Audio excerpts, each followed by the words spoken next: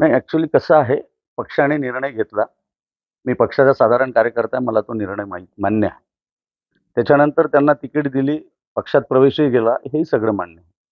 पण मी अजूनही आशा सोडली नाही. कारण मला असं वाटतं लढाई संपली नाही. तर तुमच्या माध्यमातून आम्ही ऐकलेलं आहे, की 1 तारखेला सुप्रीम कोर्टाचा निकाल आहे.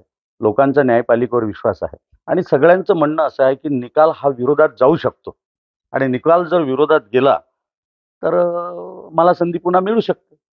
कारण त्यांच्यानंतर जे माझं नाव होतं, त्यामुळे नाही मिळाली, तर मी काय पार्टीचा कार्यकर्ता आहे, पार्टीच्या आदेशाने वागणारच आहे. याच्यात कुठे काही हे नाही.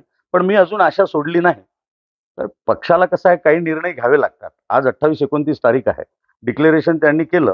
आपण म्हणता, की वाट पाहिली नाही वगैरे. ह्या बाबी होऊ शकतात. पण 1 तारखेला निकाल आल्यानंतर अजूनही 4-5 दिवस आहे. 1 तारखेनंतर बराच काही चेंजेसही होणार आहे. तुम्हाला बऱ्याच नेत्यांच्या प्रतिक्रिया मिळतील. बरेच नेते तुम्हाला सांगतील आणि 1ला जर निकाल लागला नाही तरी काही चेंजेस होईल आणि लागला तरी चेंजेस होईल. 1 तारखेची वाट पहा. 1 तारखेला तुम्हाला सगळं मिळेल आणि मी 1 तारखेपर्यंत अजूनही आशेवर आहे. बराच अवधी आहे. मी अजून आशा सोडली नाही. निष्ठावंतांना भाजपमध्ये किंमत नाही असं तुम्हाला वाटतं का? निष्ठावंतांना भाजपमध्ये किंमत आहे. म्हणजे मला डावललं किंवा उमेदवारी कटली हा काही शेवटचा पर्याय नाही. बरेच अजून असतात. आम्ही जे काम करत बघतो त्याच्यामध्ये आहे लोकसभा नाही, विधानसभा असते. विधानसभाने अजून दुसऱ्या कुठल्या संधी असतात. आम्ही बंडखोरपणा हा विषय नाहीच आहे.